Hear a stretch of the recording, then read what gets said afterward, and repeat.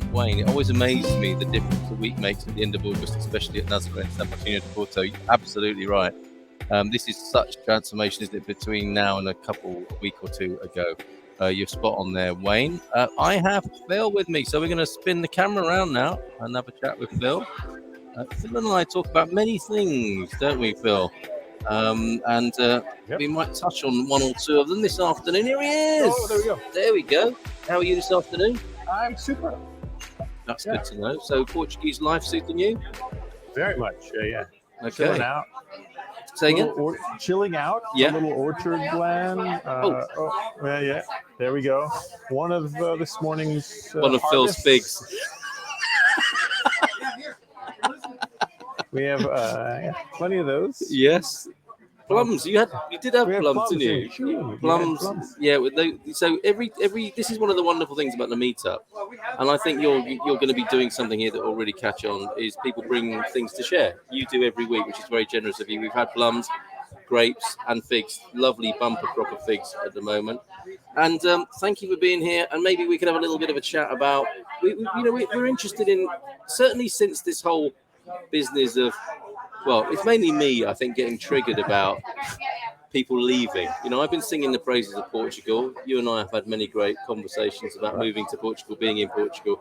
And then it comes to our attention now that some people are leaving. And obviously that was going to happen, right? But part of that is thinking about what makes people, or what helps people to prepare better when they're coming, and what might help them stay. And some of the reasons people give, and maybe the kind of counterpoints or the other side of things. So there's quite a lot to go out there. First things first, how did you prepare yourself psychologically, emotionally, spiritually, if I may say, for your move to a new country?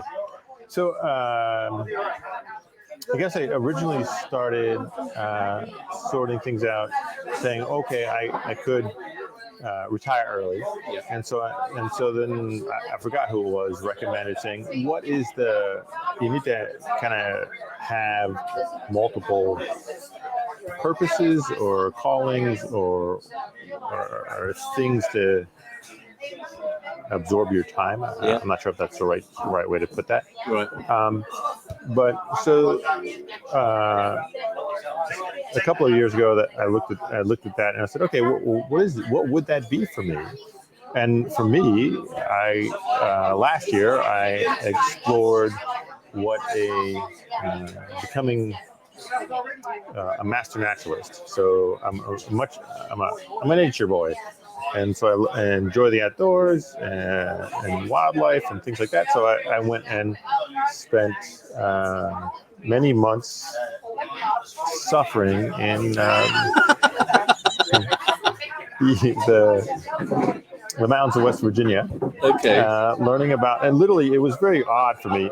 We would always go there. We'd been going there for years. And then we would go there and I would spend my days in a classroom in the basement of this, Canaan Valley resort.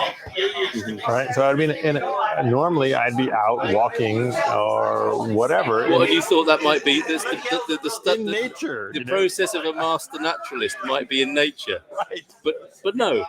It was in a classroom in the basement. Okay, funny old world. Funny old world. I had to bring my, it was June and July. I was like, okay, I need to bring my parka or whatever to keep warm because the air conditioning was too cold.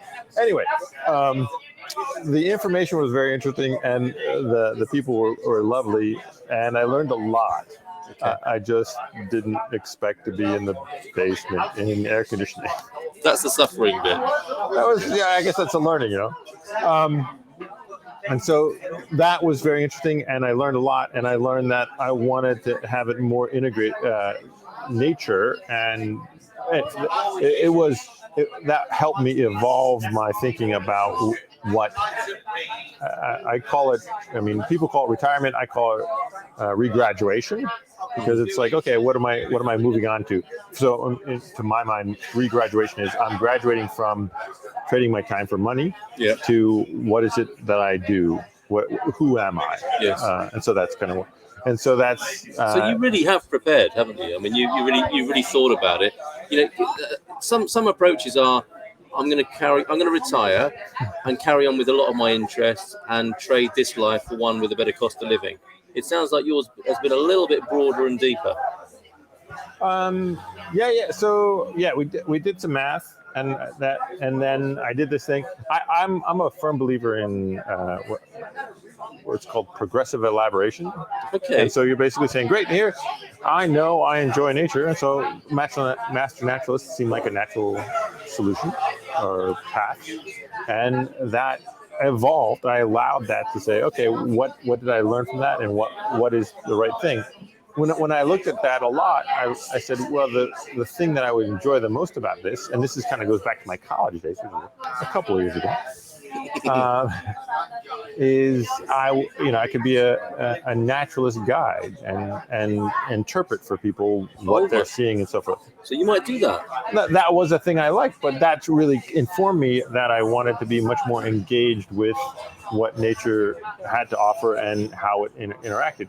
And so my wife is very much a plant-based diet person, and so I was like, whoa, what if I was the source for those foods or our land and so forth?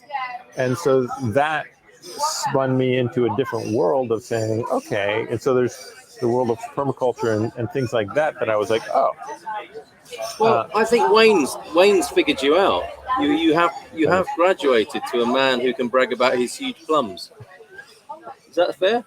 I guess, yeah, we could do that. Although you did move into the property and they just kind of appeared, didn't they?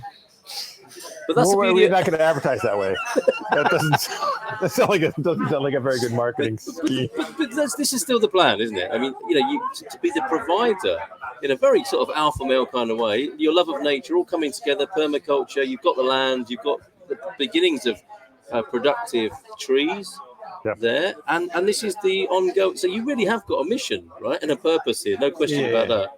So literally, we bought a house basically off YouTube, which people are like, we are crazy. What? Yeah. What are you? Yeah. But we had gone through. We'd spent probably close to 6 months where I'd look at 3 houses a day on YouTube, and so we'd iterated through things and watched other people do the same thing, 2 or 3 other people do the same thing. And they were like very much, and this is the progressive elaboration, like, yeah, that works, or that doesn't work. And I check in with Maria, and Maria would be like, yeah, the house cannot be a project. And that's kind of where we were. And I was like, we need land to, the whole concept that there's a phrase in permaculture called food forest. Yeah. And I think it might be beyond permaculture. But a food forest seems to me like, I go for a walk in the morning. I come back, with a backpack, and I come back with a backpack full of food, and that's what our diet is for the day, or a number of days. That was very attractive to both of us. We're like, what do we, how do we manifest that? And so now we currently have, a hectare of land, and it needs some trees, but other than that, it has a start of an orchard. Yeah. And so we're gonna have a kitchen. We have a kitchen garden started. We're putting out I'm gonna call it a market garden. It's more like an annual garden. Yeah. And then we'll be putting more of a permaculture aspect to our orchard. So there are currently olives, citrus, and apples, and pears, and peaches actually. And we'll be putting shrubs underneath and herbaceous things and beyond below that. So there's those. Ideally, those are going to be the canopy, and then we're going to have things underneath the canopy. So they're going to be shrubs. So either blueberries and things like that, service berries, and I don't know. I've been learning a lot about. It sounds great though. I mean, that you're going to need 2 backpacks, aren't you, when you go? Yeah. So it's going to be you may have to go out in the evening and pick up stuff too. 2 trips to the land. to you. I mean, it's that. What a lovely idea that is, and I think an evolution or a complementary way of looking at horticulture and gardening to have a longer perennial kind of season. Or a mixture of seasons from more perennial things rather than that bang for buck approach to cash crops, which is quite intense, isn't it? And a little bit risky. You're spreading your bets. You're hedging, aren't you? It's like A little bit of hack. Yeah. Well, so one of the things we've observed while we're here in Portugal, moving from the U.S., the supply chains in the U.S. are horrendously long. I mean, so if we're getting most of our food is coming from California. It's 3,000. We lived in Virginia, so it's 3,000 miles to get nuts or whatever, and fruit. If they didn't come from some other country. And so here it's, the supply chains in my mind, or my observation is, if it's not across the table from you. Well, this is an example, is it? Yeah, that's the backyard. Yeah, that's your backyard. You only had to step out your back door to get that, and you've brought it's come on the longest journey that many of its relatives would have ever experienced, which is what, a 3-stop journey on the train. Yes, it was 3 stops. So that is fresh, isn't it? That's fresh. It hasn't been chilled or stored, or no refrigeration. It hasn't needed chemicals to make it last longer. You got some fresh goodness right there. Thank you for that. Yeah. And I mean, even if I sit here at the cafe and we have olives, which in the U.S. I was like, I don't really like olives. Here, the olives are super tasty and they're fresh and they're yummy. Excellent. So we actually have a ton of olives in the orchard, and I'm like, oh, maybe I'll water them because they're the. And you could, and then you'll do the treatment and maybe have your own olives. Right. Yeah. So it's all. I'm learning about how to prepare the food after the harvest. Another question for you on this basis. Yeah. Thank you so much, for sharing your passion and your purpose and how that furnishes a view of moving abroad. I think it's really helpful. Theory and practice. Then you're clearly a deep thinker, a strategic thinker. How has the reality of being in Portugal measured up to your strategic planning, and how have you coped with the twists and turns of that? My strategic planning. I don't know that I had much in the strategic planning going. Oh, really? So I guess on the strategic planning side, I said, oh, great, what's the cost of living? One of the major challenges of retiring early is that the healthcare system in the U.S. is a little bit expensive, and the healthcare system in Portugal is free minus private healthcare. And so the spreadsheet looks good. Yes. And so then we also bought a house, and the mortgage rates were, I think, a third of what they were in the U.S. when we bought. And so things have been changing rapidly. And we bought the house in May. Things have changed a whole lot since May. They have, haven't they? Get more euros now, don't you? just a bit. Being a new immigrant, I tend to use credits or units, being that I can't keep track of either the euro or a buck or a dollar or whatever. So I just a quid. Yes. I haven't been there, so I quit. But yeah, it's a unit, a financial unit.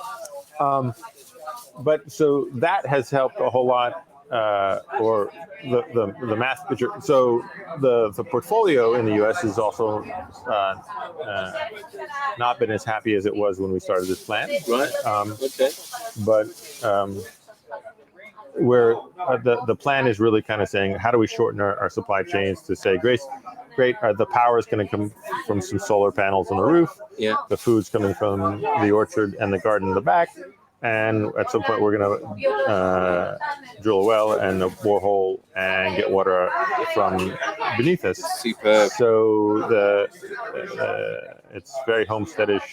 Very homesteadish. And has the reality of life here in Portugal matched fairly closely what you thought it was going to be like? Have you had to do a lot of flexing and pivoting? What did I expect? Maybe you didn't have too many expectations. So my way of life is not to expect a lot and to respond to what is. So I think the best example is the fine example of, here's the septic system. This is going to be a little dirty, but it goes. You've been warned. Hold on, we've got a sound effect for this.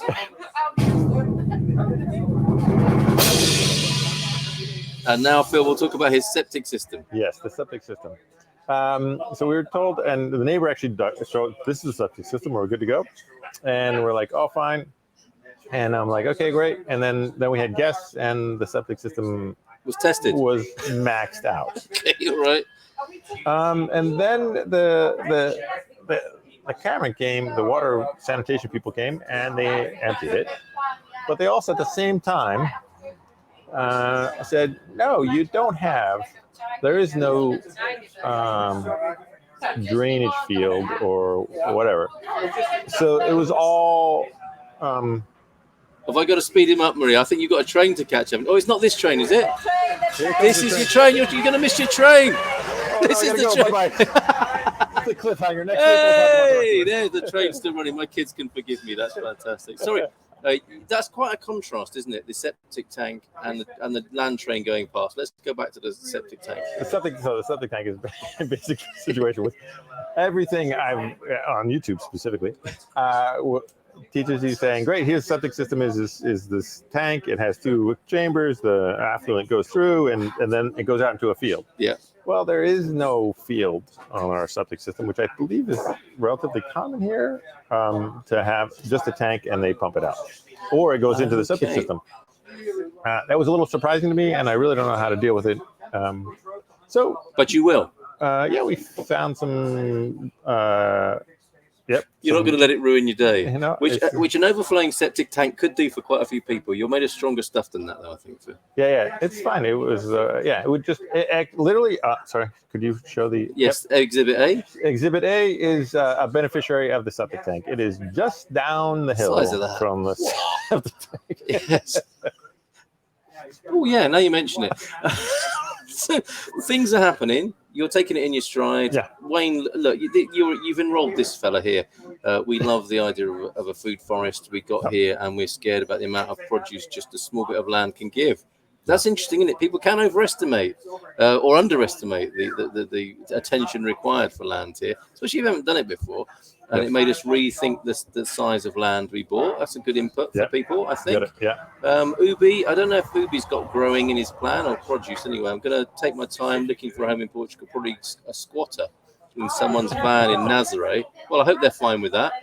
Maybe down south in the winter for Sagres. Of course, wife and kids may not like that plan, so they can find their own van. Well, that's fair enough, isn't it? And wait until this is a bit of a dark shadow cast over the conversation here, Charles. Wait until the CBDC takes over as a default currency. What's that? Is that the Chinese currency? What is a CBDC? Anyway, Louise is here as well. Thank you, Charles. What do you mean?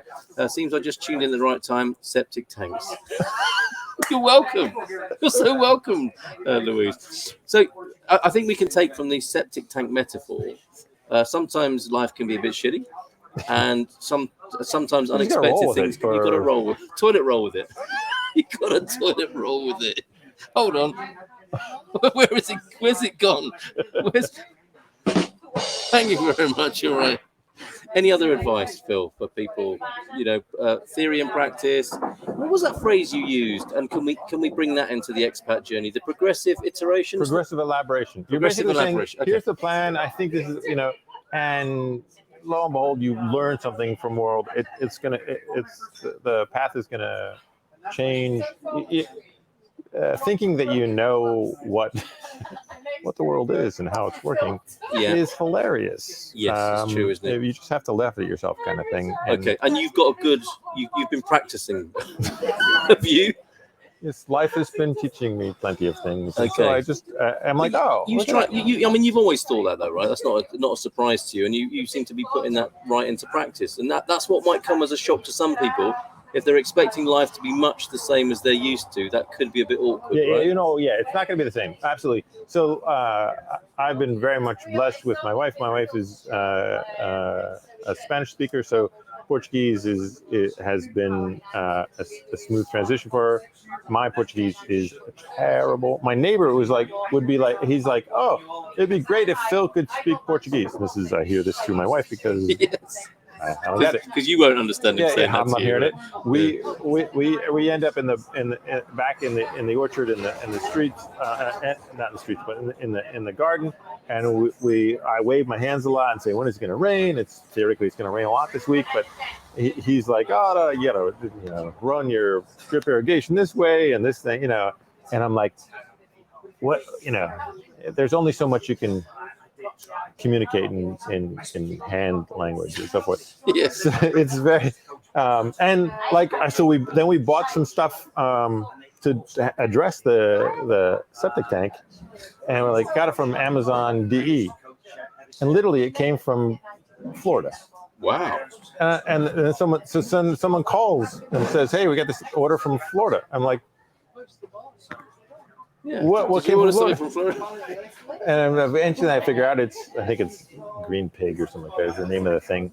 And we finally figure out, but it's like, I would have thought it would have come from Germany. A surprise. So how many surprises a day will you be dealing with at the moment? Just so people know. I know you're doing something a little bit unusual, but it sounds like you're having to get used to this. Yeah, how many a day? Yeah, like, was it yesterday, the day before, I realized that I had plugged in on my drip irrigation the things that should have been done for the garden piece, and so I had to replace them all. So I mean, how many? That's an interesting number. Enough, as many as I can handle. I'm thinking a lot. I'm thinking a lot of surprises. 5 to 10 that I can name. Yes. Yeah, I don't know. But this is just useful for people, I think, isn't it? Who are coming. Yeah. You know, I think we can safely say, don't expect life to continue the way it is. No, absolutely. Use this moment as a clearing for achieving some of the things you want to do in your life, sense of purpose, and maybe treat it as a personal growth, personal development exercise in some way as well. Yeah. So today this is the first time we've been here 5 months or something like that. It's the first time we've been on public transportation. We took the train. The train was lovely. It was packed. It was fun. We actually talked to people on the platform. Cool. You know, somebody who's been there, floating around Europe for 6 months or something like that. Fantastic. It's been fun. Convivial. Then I would like, if I may, Phil, this to be a series. Using the expat journey as a basis, as a platform for personal development, personal growth, because I think you and I have had some fascinating conversations there. It is. And I look forward to part 2. You wanted to or not. Well, that's a great point, isn't it? That it's not like it's optional, is it? You can take the opportunity that this is throwing at you and work with it positively and find out things about yourself, or you can kick and scream, right? Yeah, you can. Oh, I really want it to be. I mean, there are times when my wife and I were like, we want to go. We get emails and they, here's what's on sale for Costco. Specifically the apple pie. That's why I like my electric. For $5.99. They're like, that'll be great. There are other options and much fresher things here, and we certainly love the apple pie from Costco. Make of that what you will, and we'll carry that forward. I will ask you about how the apple pie thing is going next time we speak, all right? Super. And if you've had to talk to your counsellor about that. But it might be, I don't know, it's a niche for a psychotherapist of some kind, isn't there, with all this sort of stuff? Yeah. We've got a few mysteries resolving here as we conclude then. Central bank digital currency. Oh, central bank. Yeah, nothing to do with China. I thought one of those C's was to do with China. So, okay. Which central bank? The central bank. Oh, the central. Yeah, Is that the Big Brother central bank? Exactly, because, the Big Brother central bank will be looking at other Fed reserves and banks. Call yourself central? No. This is a central bank, the central bank. We're making light of it. I think Charles is concerned about that. And he's also asking how the energy crisis is affecting Portugal. Too early to call, isn't it? We live in a warm country. It's incrementally rising. Petrol prices, gas prices, as you call them. Nothing too obvious yet that's being passed on. The effluent rolling downhill isn't too significant yet, is it? I don't think. So I'm a little bit insulated from that. I got an electric vehicle, so we're in that. We actually have gas in the house, but we're looking to unplug ourselves from the natural gas line. Gas Good move. being, Yeah. And then we put in solar panels on the roof to be like, look, that's where the power comes from. The CBDC are going to be so mad with you about that. Yeah, they are going to be pretty upset. The man is going to be upset about all of that. We think, and you apparently last and parting thought, because I think septic tank has been quite well. It's Cockney rhyming slang for yank as well. Did you know that? In London, what? The Cockneys have their own language, septic, and it's a rhyming slang. Apples and pears, stairs, dustbin lids, kids. This is all new to you. I can tell. Yes, it is. They're very good. Yes. Like Americans, septic tanks, yanks. Okay. Okay, well, we'll talk some more about this later. But but I think we need to finish now. But apparently on this matter, you can get a tank that gives you usable water for the land with certain systems, multi-stage Yes, systems. I'm happy to hear more about that. I've looked at things, and we actually are able to divert the gray water. Yeah. From the black water. Yep. That's black water is the stuff that we've been talking about. Yes. This guy likes the black water. You don't have to fish with those things. And we're planning on diverting the gray water and watering the rest of the orchard with the gray water. And yes, I'd like to hear more about. Okay, let's leave that as our parting note. I suspect gray then, water. on the expatsportugal.com forum, there will be a new septic tank thread as of today that might include Phil, Wayne, and Louise, who got quite excited on arrival hearing the mere mention of it. Super. Phil, thanks very much. Thank you. See you for part 2 of Portugal as personal growth, coming from a meetup soon near you. Well, not near you, but come and join us. And right here. Be near us. Be near us is what I meant to say. Thanks, mate. We'll just spin around and we'll conclude for the day. Cheers, Phil. Thanks, everybody. Cheers.